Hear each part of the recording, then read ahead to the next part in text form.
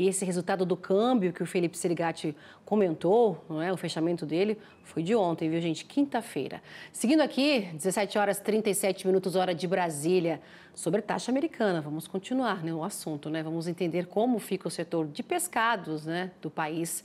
Eu vou conversar agora, então, com a Aniela Banatti, que é diretora de comércio da Abipesca, Associação Brasileira das Indústrias de Pescado. Muito bem-vinda, boa tarde. Boa tarde, Simone. Sempre uma satisfação estar conversando com vocês aqui da AgroMais. Prazer é todo nosso. Vamos lá, o que significa, né, para o setor pescado esse aumento aí de impostos de 50% sobre as exportações brasileiras? Fala pra gente. Bom, Simone, foi uma surpresa, não só para o setor de pescado, mas em geral, essa sobretaxação, né? Para o pescado, isso impacta diretamente, uma vez que o mercado americano, ele é o principal mercado das exportações do pescado brasileiro. Nós temos cerca de 70% dessas exportações destinadas a esse mercado. E quando a gente fala da tilápia, que é a grande atriz da pesca, do cultivo brasileiro, ele chega a ultrapassar os 90% dessa exportação. A nossa preocupação se considera diante ao imediatismo das ações a serem tomadas sobre essa taxação, uma vez que tenha-se uma data a ser imposta de dia 1º de agosto, a sobretaxa, há muitas dúvidas relacionadas ainda sobre o fato gerador, quando seria aplicado essa taxação. Diante de um mercado pujante que a gente tem para os Estados Unidos, muitas cargas direcionadas para esse país já tiveram os seus cancelamentos de embarque. Isso nos preocupa demais, pois a gente está falando de um cenário de incertezas para um mercado tão dinâmico que é essa comercialização internacional para o pescado. Pois é, né, Aniela, a gente está vendo aí toda essa situação que você coloca, né, os Estados Unidos como o principal aí, comprador do pescado brasileiro, 70% quando a gente fala do pescado, mas a tilápia, que é o carro-chefe também das exportações, 90%. E toda essa situação vai afetar, como você já colocou aí. O anúncio foi na quarta-feira dessa sobretaxa de 50% que tem essa data aí estipulada pelo governo americano de 1º de agosto, mas já temos aí, né, cancelamentos de embarques e esses cancelamentos, a carga é muito grande. Fala pra gente em relação a, em específico, esses cancelamentos que já ocorreram. Sim, a gente está falando cerca de 1.000 toneladas de ontem para hoje já foram retirada, né, desse cenário, desse caminho das exportações, uma vez que há incertezas desses compradores, né? A gente tem uma quantidade a ser exportada dos produtos muito relevante para esse mercado, ela é muito dinâmica, clientes de anos que já fazem essa importação e que já tem um mercado dentro do próprio país, nos Estados Unidos, a ser atendido e que agora se pega de surpresa também por essa taxação. Então, todas essas exportações em volume, nesse momento, a gente consegue ponderar, mas a gente tem muito mais ainda a ser considerado, que foram os cancelamentos das futuras compras por hora. Nós não temos um prazo para retomada dessas exportações diante dessas incertezas tarifárias, então isso acaba sendo uma mensuração do que se imagina a longo prazo. Nós não sabemos o que está por vir ainda, né? A gente tem pleitos relacionados à diplomacia em tratativas com a área diplomática do governo federal, para que nós consigamos ganhar tempo, pelo menos de, no mínimo, 90 dias, para que se haja uma negociação em relação a essas taxações, a aplicação de taxas futuras, pois a gente precisa ter um tempo, inclusive, para reconsiderar todas essas cargas que antes estariam sendo direcionadas para o mercado americano e ter um outro direcionamento. Então, o mercado brasileiro hoje do pescado encontra-se de joelhos diante dessa nova taxação. Nos preocupa muito as ações que vão ser tomadas daqui em diante, porque isso tudo vai refletir na cadeia como um todo. Nossa preocupação não é somente com a indústria do pescado, que é o gargalo, né, das exportações, onde automaticamente as exportações devem passar por uma indústria sob serviço de inspeção federal, mas principalmente a gente está preocupado com a compra.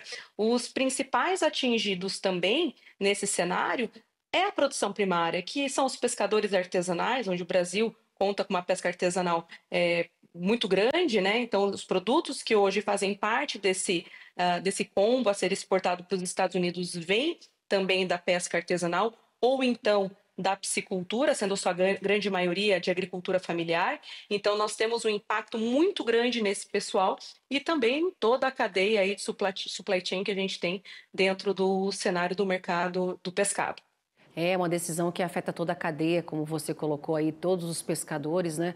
Agora, Aniela, em relação a esses embarques cancelados, você falou agora que a expectativa é que tenha um prazo maior aí para as negociações ocorrerem, mas a gente sabe que quando se trata de negociação, leva-se um longo tempo, né? E você acredita que esse seria um prazo? E como é que ficam essas cargas, né, canceladas nesse tempo? Elas duram até quando? Pode voltar para o mercado brasileiro? Porque tem um prazo para exportar. O que é? É o pescado congelado, postas aí resfriadas? Nós temos vários produtos que são enviados para os Estados Unidos, desde produtos frescos, né, resfriados, né, principalmente os filés de tilápia, e também os produtos que são relacionados com os produtos congelados, né, sejam eles independentes formas de apresentação. Esses são os mais preocupantes, pois eles aí demoram cerca de 25 dias até terem um trânsito completo à chegada aí ao território americano. Então, isso já chegaria com um passo à frente da data estipulada para aplicação da tarifa.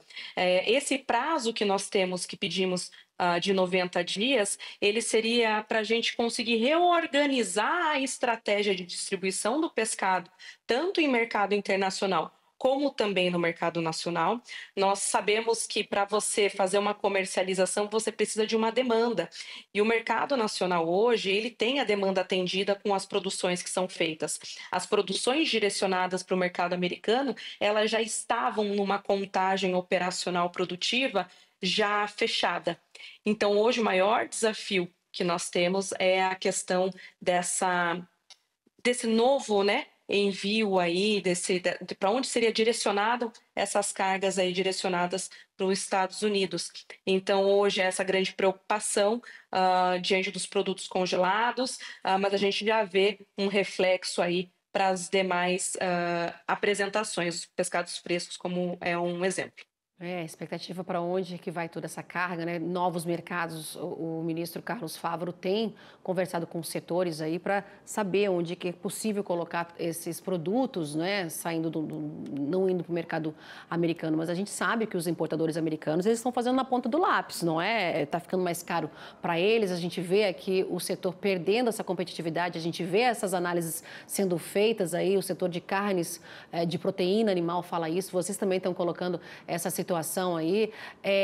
Novos mercados, eu queria entrar nesse assunto com você antes da gente encerrar aqui.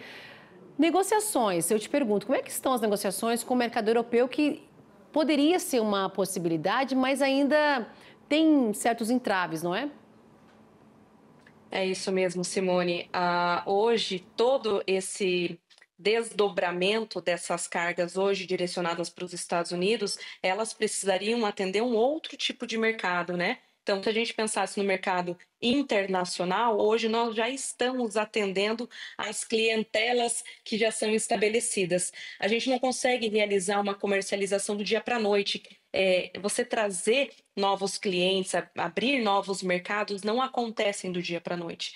O único mercado hoje que a gente percebe que teria a robustez de compra e potencial de compra para essa quantidade hoje direcionada para os Estados Unidos seria realmente a União Europeia, fechada desde 2018.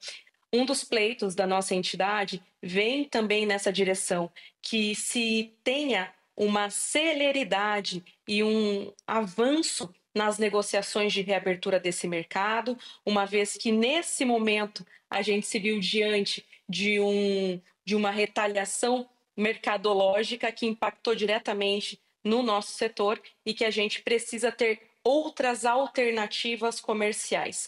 Uma vez o mercado da União Europeia aberto, nós teríamos sim aí uma alternativa para ter um escoamento desses produtos hoje direcionados para os Estados Unidos. Todavia, mercado chinês nós já temos um atendimento e outros mercados vêm sim sendo abertos, mas de forma tímida e pontual, não sendo aí uma solução imediata para esse escoamento do produto que seria do mercado americano. Vamos ter produtos aí armazenados por um tempo, teremos redução nas compras desses produtos, da matéria-prima, então impactando diretamente no produtor, seja da piscicultura, seja o pescador artesanal, seja também nas questões dos investimentos, né? A gente está num período de entrada na criação das alevinagens, então a gente vai ter uma redução nessa inserção de peixe na água, o que vai refletir lá na frente. Então a gente já imagina que a época da Quaresma e Páscoa vai ser bem salgada para o bolso também do brasileiro. É, o impacto que vai sendo colocado, né, não só agora, mas vai se estendendo, né? Esse cenário todo é um dominó. Cai uma peça, vai caindo, as outras peças elas vão caindo, né? Nela, para a gente encerrar rapidamente, você falou o mercado com a União Europeia está fechado desde 2018, os motivos, questões sanitárias, né? Sim, nós tivemos um desgaste muito grande com o mercado da União Europeia entre os órgãos oficiais, né, sanitários.